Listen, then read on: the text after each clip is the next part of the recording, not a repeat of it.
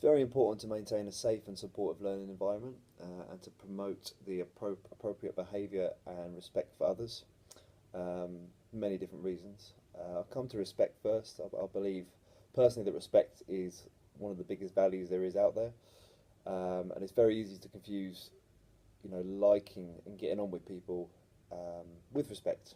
I always use an analogy in the classroom from like the great sports teams, really successful sport teams such as the New Zealand rugby team or the Brazilian football team, which I think this comes from, about how even when they were successful and winning, they didn't necessarily get on with each other and like each other, but they respected each other's ability, and I think that's very important. Certainly from a learning point of view and a behaviour point of view, because it's important to be able to appreciate what other people can offer, whether that's just in a group discussion or in a group task, because it gives you the chance to learn from other people.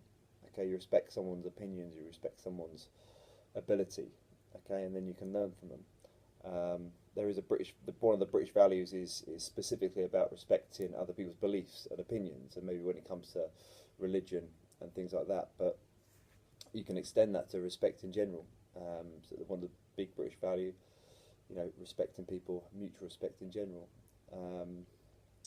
It leads on to behaviour. I mean, appropriate behaviour, important to be respectful because you're more likely to then receive respect back, and people are more likely to listen to you and want to listen to you, certainly. By promoting appropriate behaviour, you want to create a positive environment, and also with regards to health and safety, a safe environment.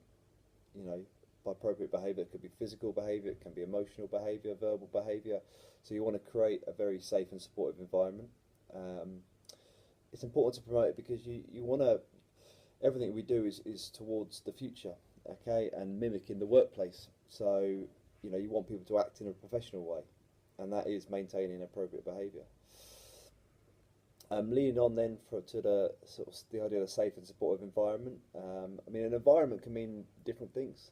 Okay, so you have it could mean the location you're in, could mean the classroom setup, the people around you, okay, and how people are acting around you. So it's important to maintain a safe and supportive learning environment because you want learners to be happy, happy and comfortable in their surroundings, which would lead to them being a bit more focused and maybe more motivated to work because they're in comfortable surroundings. By having that positive, safe environment, it encourages people to share their opinions. Okay, they feel they're able to express their opinions, get their points across because people are going to want to listen to them. People are going to listen to them. They know that they've got that respect from other people. Something I do, I very much encourage learners to share opinion. Okay, it's all about people working in groups, big groups, small groups. Okay, getting to know each other, and just some learners can be very put off by big groups and by not knowing other people.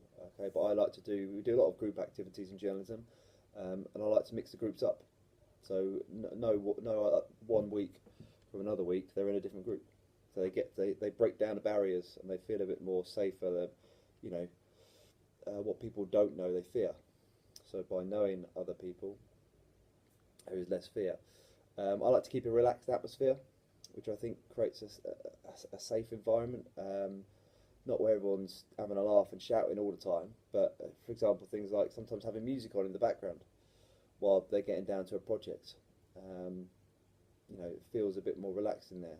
Okay, but obviously with journalism, there's deadlines. With any subject, there's deadlines. So it's kind of important to find a balance. I'm very big on growth mindset. I mean, I believe I have a growth mindset, and I want to get that across to learners. Whether that's by having signs up in the classroom or by talking about what they haven't achieved yet. I'm just trying to promote a no fear of failure going forward. It's okay to get things wrong. We just haven't found the right answer yet. So I very much encourage learners to think like that. It's important to be fair and consistent. Okay, whether that's with who you go to get your opinions from, how you discipline, things like that. Okay, if people know the score. Okay, they're more likely to respect the rules if you're being fair and consistent.